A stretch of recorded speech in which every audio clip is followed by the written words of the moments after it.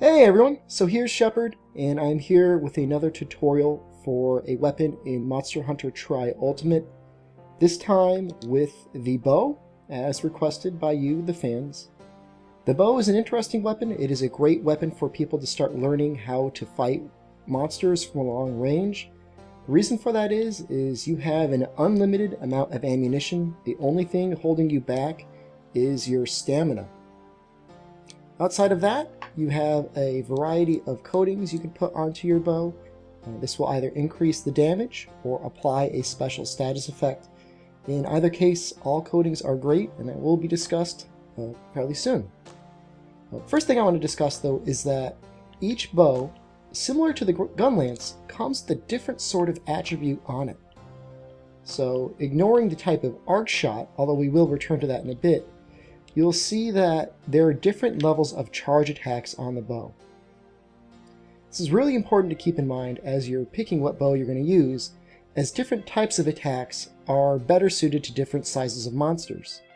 So for this Arca Raptora, you have Spread at a level 1 charge, Pierce at a level 2, and Rapid at a level 3, and then back to Pierce again at a level 4.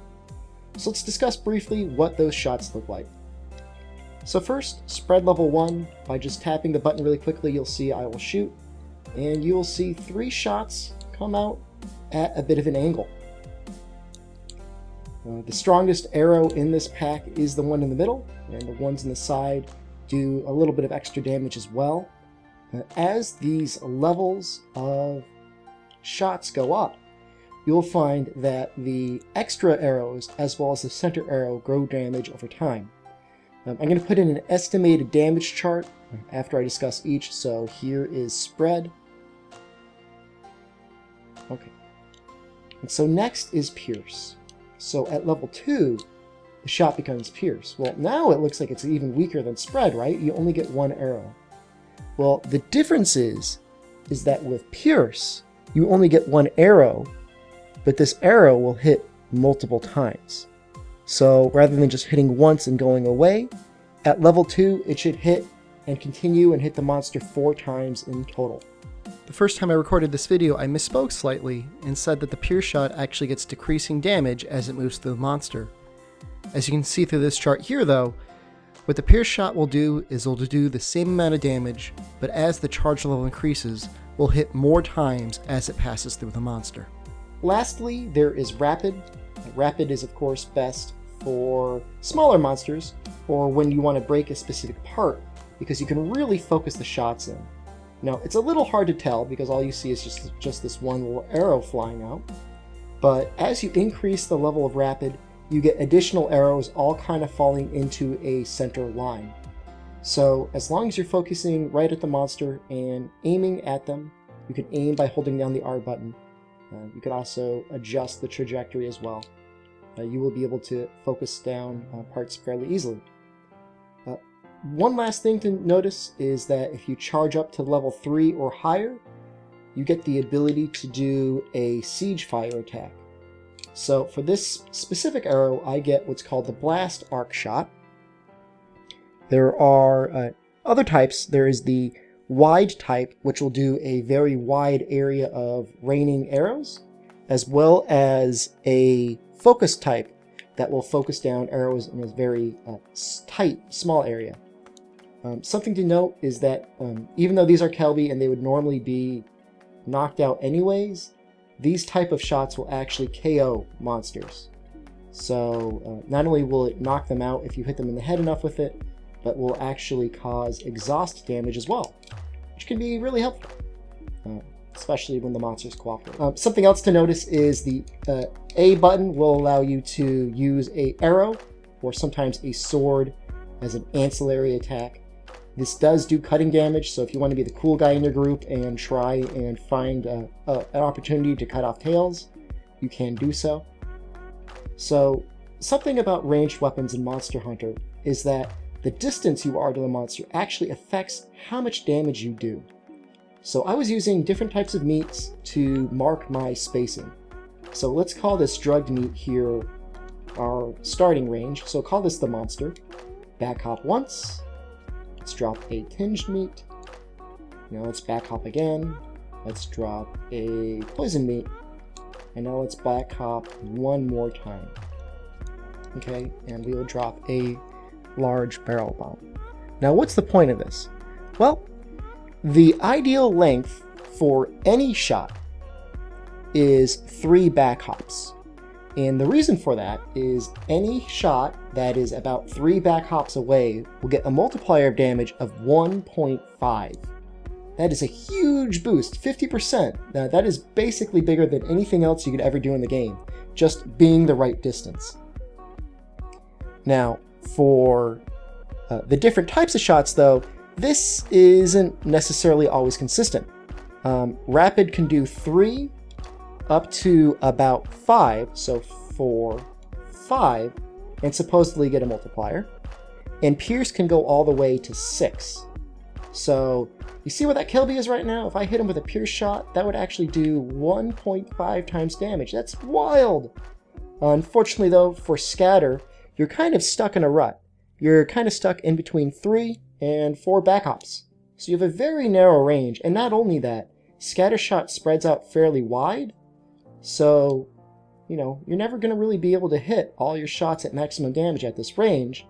So that's why oftentimes you'll see people that are using Scatter shot getting really close to monsters and just kind of spamming them like this, because even though they're not getting any sort of damage boost, they're at least hitting with all their arrows. Generally speaking, a better choice, especially because generally you're only ever using Scatter against specific monsters with a specific elemental or specific status on it, such as the infamous Kelby bow. As this guy here is very angry at us. Okay, so one last discussion on the topic of the amount of damage you do on monsters. We discussed range, but something else to mention is the actual charge level of your bow. So without doing any charging at all, just a level 1 charge, your damage is approximately halved. So not only is your raw damage halved, but supposedly your elemental damage is halved as well.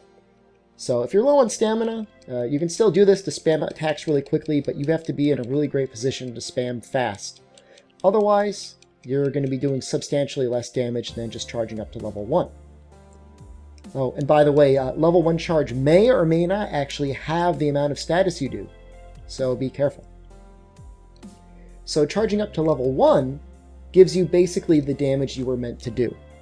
So you are doing the normal amount of damage that you would normally be doing, just 100% of your raw. Now, as for elemental, I read conflicting reports. It's either full elemental, or maybe even 75% of it. Now you might be saying, wow, that's kind of cheap. I mean, I want to be able to do elemental. How come I only get 75%? That's because you want to charge up to charge level 3. Now, typically, you don't really ever want to use charge level 3 outside of focus. You can see it takes quite a while. I mean, now at charge level 3, our attack is being multiplied by 1.5 times. So we're getting a 5% or 50% bonus to our damage. And we're getting the full amount of our elemental. Now, interestingly enough, on this bow, we can charge up to level 4. And in that case, we get an additional bonus on our raw damage, approximately an additional 20% on top of the 50%. And our elemental should be modified slightly upwards as well. As for effects on status, at charge level 3, you get a 25% bonus over charge level 2. And charge level 4 doesn't appear to modify it at all. Of course, things have changed substantially since Monster Hunter Ultimate, or Monster Hunter Tri, or since Monster Hunter Freedom Unite, and a good guide was never made for Monster Hunter Portable 3rd, so it's hard to say. But certainly, go for at least charge level 2, and charge level 3 and 4 if you have focus. So what I'm going to do now is I'm going to take a quick break. I'm going to put on a armor set that has focus, and we're going to compare some of our shot timings with that. So stay tuned. Okay, and so we're back, and we're just going to test out some of the timings with focus this time, just to see how much faster we can attack.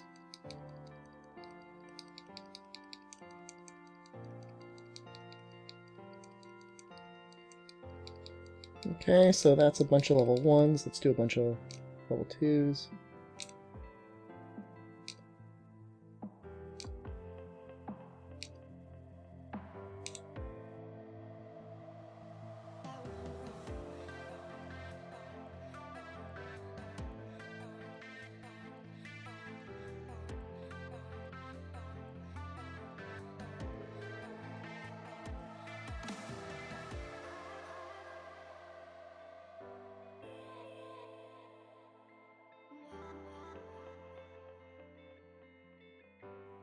while recording the video, of course, I had no idea what the actual conclusions from this would be.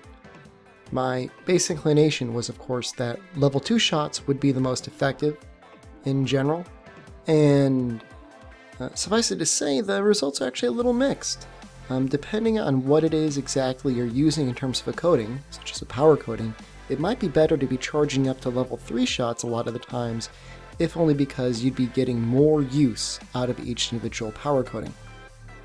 That being said, if there's any particular need in order to be able to get shots off faster, or if you have a preference for the level 2 type shot, you're still doing more or less the same amount of damage per second. Especially when you have focus included, you're really able to use any level of shot and still maintain a similar level of damage per second. Something that really needs to be said here, though, is what it means to charge up your bow and what sort of damage the Kelby bow has done to the community. As you can see, the fastest way to inflict elemental, at least from the seams of it, is to continue to use level 1 charges. A lot of times you'll see Kelby bow users just standing around in a big circle around a monster, mashing the button just to get off as many shots as possible. As you can see, as long as slime is treated as an element, and there's still some debate of that, then that would be effective. However, you'll notice that that really tanks the raw damage.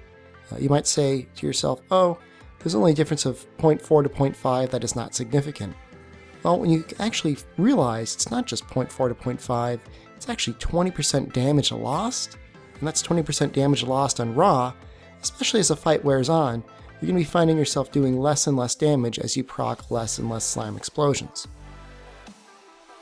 End of the story. In my opinion, most people should go for focus on their bows and always charge it up to either level 2 or level 3, as well as gem in the appropriate pierce, pellet, or rapid up as well. Okay, the next thing to discuss is coatings. Unfortunately, this bow isn't very good at demonstrating coatings, although it is fairly decent at demonstrating the shots, which is why I brought it. So let's kind of go over the shot types in my bag. So power coating is at the top of the list, and rightfully so. Power coating is by far the best coating in the game.